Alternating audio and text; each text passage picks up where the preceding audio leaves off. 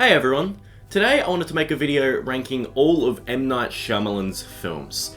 Now, M. Night Shyamalan is, honest to God, one of my favourite movie directors. I love M. Night Shyamalan. He comes across as a really cool guy. He just does movies. He just does movies. They're either good or they're bad, but that's why I respect him, because he's not scared to try new things, and he's not scared to do things that might be very, very bad for him. For example, Lady in the Water, like, that was a really, really dumb choice to make that movie, but he did it anyway. So, I don't know, I just have a lot of respect for him. And I'll be ranking every one of his movies that came out after The Sixth Sense. I know he had like a couple of ones like Praying with Anger and Wide Awake that came out before, but like, nobody's seen those, no one's gonna care. So this is just gonna be his main filmography, and yeah, let's just get into it. So at number 12, and this won't surprise you at all to see it at number 12, is The Last Airbender. Now, listen, I'm gonna come clean, I couldn't even finish this movie. I watched the first 50 minutes of it. I was sick when I watched it. I watched the first 50 minutes and I was just like, this is so awful. I legitimately just turned the sound off and just tried to watch it, and I just fell straight asleep. I could not even, yeah. Basically, it just comes down to terrible CGI, terrible performances, terrible dialogue, and I'm not even gonna try, I haven't seen the Avatar TV show, so I'm not even gonna try explain how bad of an adaptation it probably is, which is funny because I hate this movie, and I can't imagine hating it much more than me. But for people who have seen the show, this has to be one of the most offensively bad adaptations just of all time. This movie was just shit. At number 11, we have After Earth. Now, this is just a bad movie. Like, it's one of those ones, it's just, I don't know. I managed to finish it, which is just saying something. At least I managed to finish this one. Bad CGI, terrible acting, shitty dialogue, just really contrived and stupid plot devices with, you know, fear being a choice or whatever, like it's just, it made little to no sense. I just found, especially in the first 20 minutes, M. Night's worldview may have gotten in the way a little bit. Like, it was very, very unsubtle thoughts on what people are doing to our I just didn't care for this movie, and again, I don't think I'm going to be offending anyone by saying it's this bad. At number 10 on my list, we have his most recent film, and that is Old. This is where the movies go from being just shit to mildly enjoyable. I didn't like this film that much at all, but I did like the concept. I thought that was pretty good, but that's about as far as praise goes regarding the plot, because this kind of a concept is just impossible to do without plot holes everywhere. Like, it just, I'm not going to get into it, but there's just, I could literally, I'm 6'3", I could walk through these plot holes, they're so big. Yeah, let's just not. The acting in this movie was not good. I think that some of the kills are cool. I do think that it has like a very helpless feel to it. Like, it's kind of, it is kind of scary in that way. It has this really, really weird plot device towards the end of the movie that I just didn't buy at all. It's about, like, it's to do with this coral reef. If you've seen it, you know what I'm talking about. I just thought that was really dumb, but it was kind of a fun watch. I'll give it that. And overall, it's not a terrible movie. At number 9, we have Glass. Now, this movie, oh my god, this is just one of those ones that I just can't make my mind up on. I think that the first 20 minutes is just perfect. I think this has one of M. Night's best openings just ever. It just gets straight into the nitty-gritty. It's just so goddamn good. It's everything that I wanted. But then the second act, it wasn't bad, but fuck me, after that opening, it felt like it lost a lot of steam. It just went on. This movie's over 2 hours, by the way. It doesn't need to be that long. That's a long time. The third act showed glimmers of bringing it back. It had some really cool sequences, but I think that overall, the ending, like, I'm not going to spoil it, but it felt very anticlimactic. I know I'm not the only one to think this, but it just kind of died in the ass. I understand that he's trying to make the most grounded and realistic superhero movie, like, set of superhero movies just of all time. Like, no big nothing, no grand epic scale. He's just trying to go against the norm of all superhero movies, and I think that is genius. And the way it wraps up, it makes sense to be like that. It makes sense to be anticlimactic and stuff like that. I respect him for doing that, but it just fell off. At number 8 on my list, Lady in the Water. Fuck you. You can dislike this video as much as you like if you want for me putting this movie this high up. But holy shit, I had fun watching this movie. This was such a dumb, self-indulgent piece of shit, and I loved every second of it. A character from a bedtime story somehow transports into our world and wants to return to her world. And all the while this is happening, there are like bear creatures, there are dogs. I think the dog's called a scrunt or something.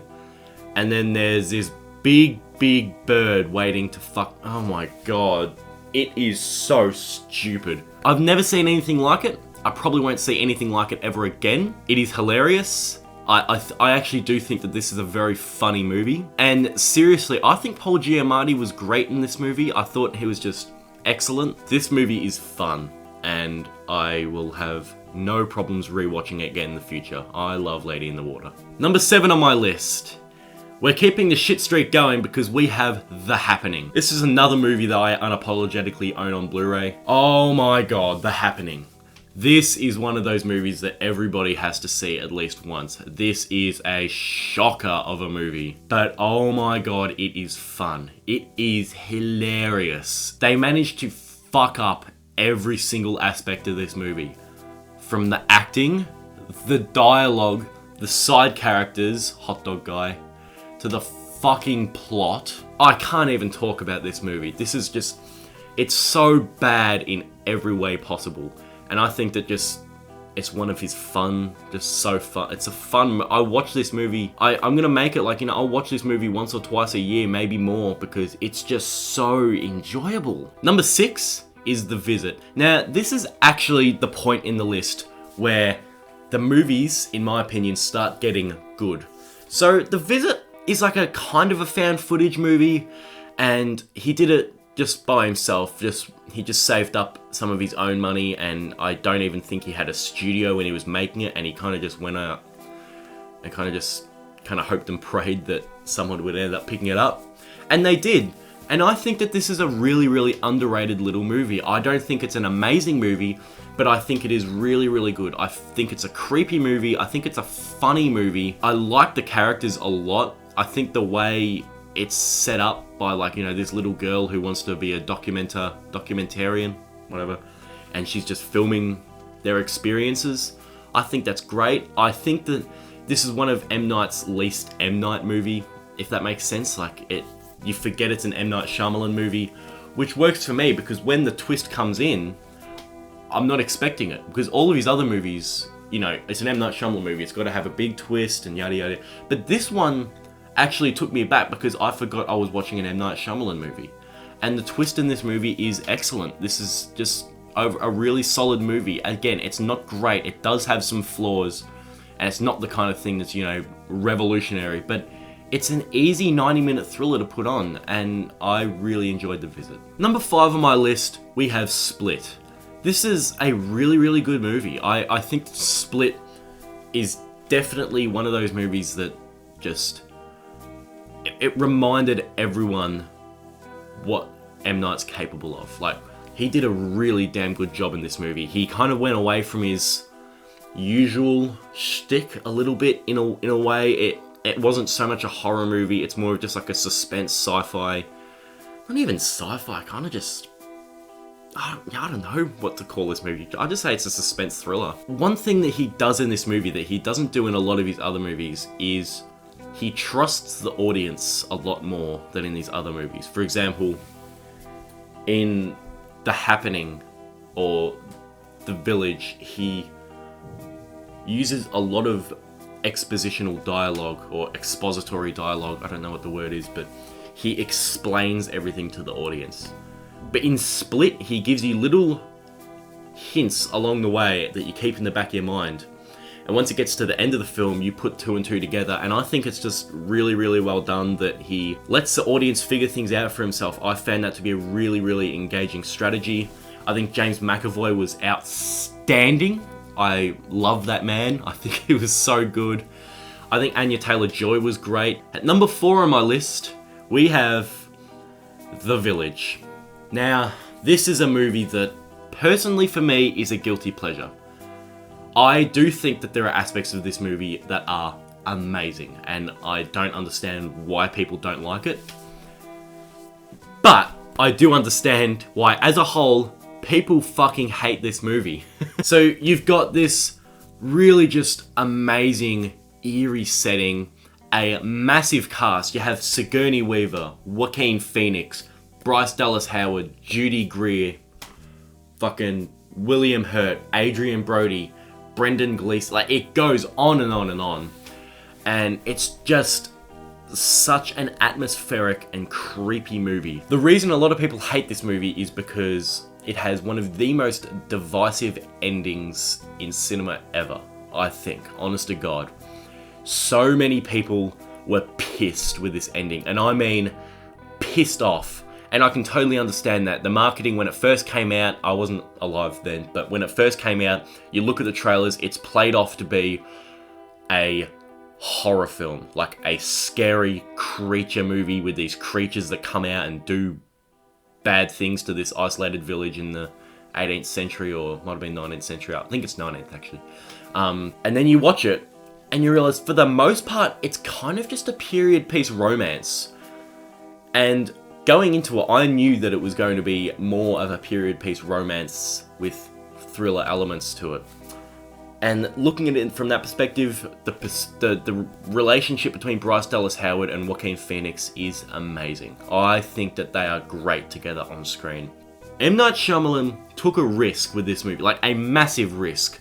And whether it paid off, I don't know. Like, financially and just critically, probably not. But you have people like me who love this movie. I think it's one of his, if not his best shot movie. Roger Deakins' cinematography is amazing. There is one sequence when the creatures come out about, maybe towards the end of the first act, and it is bone chilling. It is scary. At number 3 on my list, we have Signs. Now, Signs is one of those movies that really pushed its way up my list on rewatch. The first time I watched it, I gave it 3 stars. I thought it was okay. I thought it was mostly good, but I was thrown off by the ending. Let's just start off. This movie is scary. And that's the one thing that I loved about it on the first viewing. This movie scared the shit out of me. I cannot tell you how much this movie just shook me to my core. This is a scary, harrowing, suspenseful movie, and I think it is excellent. The way the family is handled is excellent. I think Mel Gibson gives a great performance. I think Joaquin Phoenix gives a great performance. I think that this movie, its ending, is just so strange. And like M. Night Shyamalan, it has balls, but it is such a grand scope. When you look back at everything that happens, again, everything lines up. This time it actually lines up. Unlike The Village, everything lines up. The ending makes total sense. Signs is a great movie, and I really like it. Now, for the top 2 spots, this is where shit can get tricky. I change these 2 movies around every single fucking day. Every single day. I mean that. Every single day. Today, I'm gonna have to go with The Sixth Sense at number 2. The Sixth Sense was my first Shyamalan movie. Unfortunately, I had the twist spoiled for me going in, which I was very, very pissed off about. But that still didn't alter my enjoyment of it at all. This is one of the greatest movies ever made. It's full of creepy scenes. I absolutely love the characters and the way they're handled. I think the dialogue is great. I think the performances from Bruce Willis, Toni Collette, and Haley Joel Osment are all just top notch. I think that this movie is basically perfect. Seriously, there would be nothing, not a single line I would change, not a single shot I would cut down that lingers on too much. I think that the score by James Newton Howard is not quite his best, but because, like, you know, number one, James Newton Howard also did the score for that movie, but it's still amazing. I just find The Sixth Sense to be so well written, so just incredible. I think The Sixth Sense is one of the best movies of all time, and it 100% deserves the reputation it gets. It is not overrated in the slightest. And now, at number one, yeah, the only film, it's Unbreakable, because it's the only one left in the thing. This movie, oh man, this is one of the, again, this is like a top 20 all-time favorite movie for me. Maybe, like, you know, maybe top 15. I think that Unbreakable is so good, and I know a lot of people like it, but I don't think people give it the respect that it deserves. This movie is so subtle. The ending, when you realize what's going on, you watch it again and you're like, this is one of the best movies just ever. What the this is so cool! So the main character, he, for some reason, is just unbreakable. He just can't get hurt, he can't get sick, whatever. He's played by Bruce Willis. One thing that this movie does, which is incredible, is every single time he's on screen, the shot lingers on him. It never cuts away. It is one long, unbroken shot. At the start, when it's the train, he's on the train, and it shows him, and then it shows the woman next, and it's just one long take. When he's at his locker at work, it's one long take. When he's talking to his boss, when he's talking to the school principal, it's one long take that's unbroken, that never breaks. It is so incredible. Oh my god. And with Elijah Price, one thing that does, because his bones break like, he's so brittle, it breaks like glass.